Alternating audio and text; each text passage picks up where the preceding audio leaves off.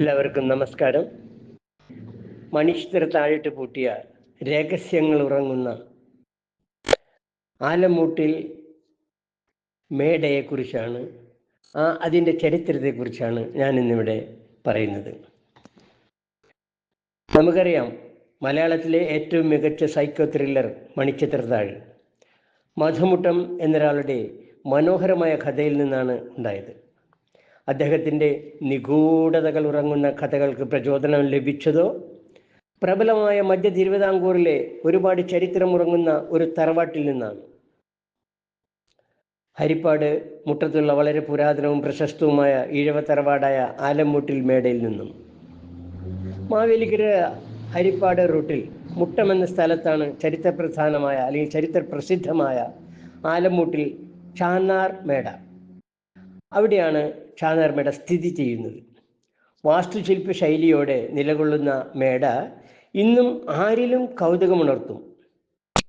3 നിലകളിലായി തടിയിൽ ആണ് നിർമ്മാണം.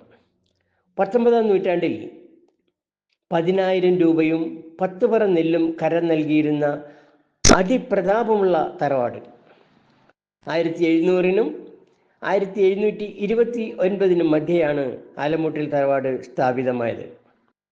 അയിത്തം നിലനിന്നിരുന്ന അക്കാലത്ത് ഈഴവ സമുദായത്തിൽപ്പെട്ട ഈ കുടുംബത്തിന് മഹാരാജാവ് ചാന്നാർ സ്ഥാനം നൽകി ആദരിച്ച ജന്മിത്തറവാടായിരുന്നു ഇത്.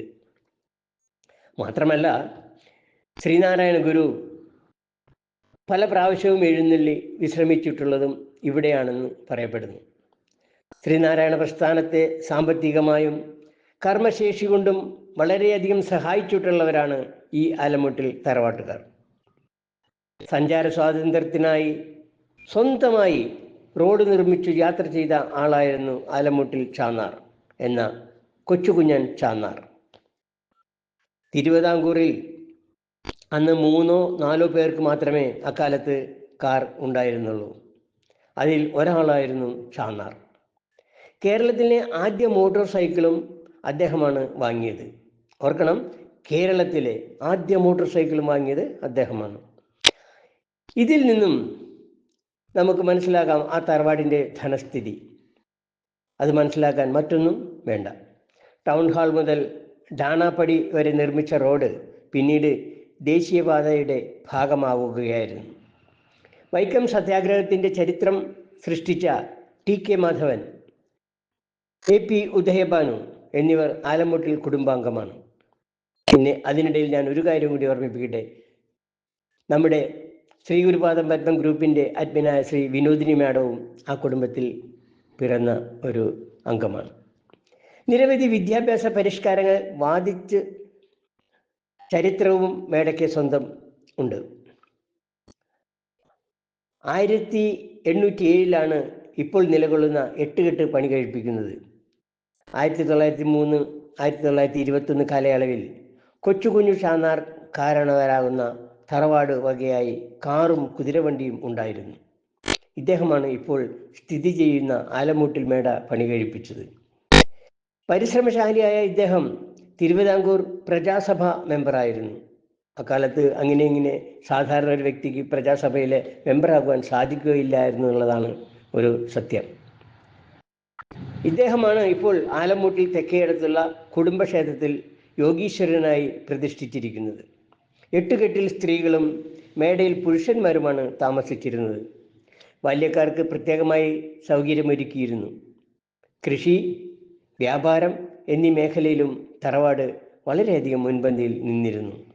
100 കണക്കിന് വരുന്ന ജോലിക്കാരും, ശ്രദ്ധിക്കുക, 100 കണക്കിന് വരുന്ന ജോലിക്കാരും ചരക്ക് വള്ളങ്ങളും സംഭരണശാലകളും തറവാടിന് കീഴിൽ നിലകൊണ്ടിരുന്നു. അന്ന് തറവാട്ടിൽ എത്തുന്ന ഏതൊരാൾക്കും ഏതു സമയവും ഭക്ഷണം നൽകുന്ന ഒന്നായിരുന്നു ഇവിടുത്തെ അടുക്കള. ട്രഷറിയിലേക്ക് വലിയൊരു വിഹിതം നൽകുകയായിരുന്നു രേഖകൾ പറയുന്നു. ട്രഷറിയിലേക്ക് വലിയൊരു വിഹിതം നൽകിയിരുന്നതായി രേഖകൾ പറയുന്നു. അന്നത്തെ രാജാവിൻ്റെ വളർച്ചയിൽ ആലമ്മൂട്ടിൽ ചാന്നാർ വഹിച്ച പങ്ക് ചെറുതല്ല. കായംകുളം, പന്തളം എന്നീ രാജവംശങ്ങളുമായി നല്ലൊരു ബന്ധം തറവാടംഗങ്ങൾ പുലർത്തിയിരുന്നു. കേരളത്തിലെ ഏറ്റവും വലിയ സമ്പന്നനായിരുന്ന ചാന്നാർ തിരുവിതാംകൂറിലെയും മദ്രാസ് പ്രസിഡൻസിയിലെയും ഏറ്റവും വലിയ നികുതിദായകനായിരുന്നു. അതായത് ഏറ്റവും കൂടുതൽ നികുതി അടച്ചിരുന്ന ഒരു വ്യക്തി അദ്ദേഹമായിരുന്നു എന്നാണ് പറയുന്നത്. അദ്ദേഹം തിരുവിതാംകൂറിലെ ആർട്ടിലറി സപ്ലയറിൻ്റെ കുത്തകക്കാരനുമായിരുന്നു എന്നുകൂടി പറയപ്പെടുന്നുണ്ട്. ഏറ്റവും വലിയ ഭൂ ഉടമയായിരുന്നു. കേരളത്തിൽ തന്നെ അദ്ദേഹത്തിന് 5 മേടകളുണ്ടായിരുന്നു. തിരുവിതാംകൂർ രാജ്യം ബ്രിട്ടീഷുകാർ കൊടുക്കേണ്ട കപ്പമായി 12,000 പവൻ ചാന്നാരുടെ ജ്യേഷ്ഠൻ പട്ടാളത്തിൻ്റെ അകമ്പടിയോടുകൂടി നേരിട്ട് മദ്രസിൽ കൊണ്ട് അടയ്ക്കുകയായിരുന്നു പതിവ്. കൊട്ടാര ഖജനാവിൽ പണത്തിന് കുറവ് വന്നാൽ ആലമ്മൂട്ടിൽ നിന്നും കടം എടുക്കുകയും അങ്ങനെ ഒരു പതിവുണ്ടായിരുന്നു. രത്നങ്ങൾ പതിച്ച ഒരു സ്വർണ്ണവടി പിറന്നാൾ സമ്മാനമായി രാജാവിന് ചാന്നാർ നൽകിയിട്ടുണ്ട്. കേരളത്തിലെ രാജകുടുംബാംഗങ്ങളെക്കാൾ സ്വത്തുണ്ടായിരുന്ന കുടുംബാംഗമായിരുന്നു ആലമ്മൂട്ടിൽ കുടുംബം. ഇവരുടെ പൂർവികർ നാട്ടുപ്രമാണിമാരും ഓണാട്ടുകര രാജാവിൻ്റെ പടനായകന്മാരും ആയിരുന്നു. 600 വർഷത്തിനു മേൽ പാരമ്പര്യമുള്ള അരിയിട്ട് വാഴ്ച ഉണ്ടായിരുന്ന കുടുംബമാണ് ഇത്. തിരുവിതാംകൂർ രാജാവിനെ മുൻകൂർ അനുമതിയില്ലാതെ നേരിട്ട് കാണുവാൻ അനുവാദമുണ്ടായിരുന്നത് ചാന്നാർക്ക് മാത്രമായിരുന്നു എന്നുള്ള വസ്തുത നാം മനസ്സിലാക്കേണ്ടിയിരിക്കുന്നു. ഇത്രയേറെ പ്രശസ്തമായ ആ തറവാട് നശിച്ചു നാറാണക്കല്ലായത് അതിൻ്റെ പിന്നിലുള്ള കാരണം അപ്പോൾ എന്തായിരിക്കാം? മറ്റു ഈഴവ കുടുംബങ്ങളിലെയൊക്കെ മക്കത്തായം നിലനിന്നിരുന്നപ്പോൾ മരുമക്കത്തായം ആയിരുന്നു ഈ കുടുംബത്തിൽ നിലനിന്നിരുന്നത്. അതനുസരിച്ച് തറവാട്ടിലെ മുതിർന്ന പുരുഷൻ കാരണവർ ആകും. കാരണവരുടെ മരണശേഷം അദ്ദേഹത്തിൻ്റെ അനുജൻ കാരണവരാകും. തലമുറയിലെ പുരുഷന്മാരുടെ അഭാവത്തിൽ അവരുടെ മൂത്ത സഹോദരിയുടെ മൂത്ത മകനായിരിക്കും കാരണവർ. ഈ കാലയളവിലാണ് നാടിനെ നടുക്കിയ ഒരു കൊലപാതകം അരങ്ങേറുന്നത്. മരുമക്കത്തായം നിലനിന്നിരുന്ന അക്കാലത്ത് മരുമക്കൾക്ക് ലഭിക്കേണ്ട സ്വത്തുക്കൾ കാരണവർ മക്കൾക്ക് നൽകി എന്ന വാർത്ത പരന്നു. മരുമക്കൾ അതിനെതിരെ ഗൂഢാലോചന നടത്തി പാതിരാത്രി ഇരുട്ടിൻ്റെ മറവിൽ സംഘം ചേർന്ന് മേടയിലെത്തിയ അവർ അജാനുബാഹുവായ കൊച്ചുകുഞ്ഞു ചാന്നാരെ വെട്ടിക്കൊലപ്പെടുത്തി എന്നുള്ള നഗ്നസത്യമാണ് ഞാനിവിടെ നിങ്ങൾക്ക് അറിയിക്കുന്നത്. നിറവറയിലുള്ള പണ്ടവും പണവുമെല്ലാം കൈവശപ്പെടുത്തിയെന്നും പറയപ്പെടുന്നു. 1920 ആലമ്മൂട്ടിൽ ചാന്നാർ കൊല ചെയ്യപ്പെടുന്നത്. രാജഭരണം നിലനിന്നിരുന്ന ആ കാലയളവിൽ പ്രതികളെല്ലാം തന്നെ പിടിക്കപ്പെട്ടു. കൂട്ടത്തിൽ ചാന്നാരുടെ അനന്തരവനായ വെറും 21 വയസ്സ് മാത്രം പ്രായമുള്ള ശ്രീധരൻ കുറ്റമേൽക്കുകയും അദ്ദേഹത്തെ തൂക്കിക്കൊല്ലുകയും ചെയ്തു. 1927 കുടുംബ സ്വത്തുക്കൾ ജീവിച്ചിരുന്ന തറവാട് അംഗങ്ങൾക്കായി ഭാഗം ചെയ്തു കൊടുത്തു. കൊലപാതകത്തിന് ശേഷം പ്രതാപൈശ്വര്യങ്ങളിൽ ജ്വലിച്ചു മേട ക്രമേണ ഭയപ്പെടുത്തുന്ന പ്രേതഭവനമായി മാറി. രാത്രിയുടെ നിശബ്ദതയിൽ അടക്കിപ്പിടിച്ച നിലവിളികളും വാക്പോർ ശബ്ദങ്ങളും അയൽവാസികളും കേട്ടു. ആ അന്തരീക്ഷം ഉണർത്തിവിട്ട സങ്കല്പങ്ങളാണ് ശ്രീ മധുമുട്ടത്ത് മണിച്ചിത്രത്താഴ് എന്ന മനോഹരമായ തിരക്കഥ എഴുതുന്നതിന് പ്രേരണയായത്. എങ്കിലും പിന്നോട്ട് സഞ്ചരിച്ചാൽ കേരള ചരിത്രത്തിലെ ഈ തറവാട് വ്യക്തമായ ഒരു സ്ഥാനം അടയാളപ്പെടുത്തിയിരിക്കുന്നതായി കാണുവാൻ നമുക്ക് സാധിക്കും.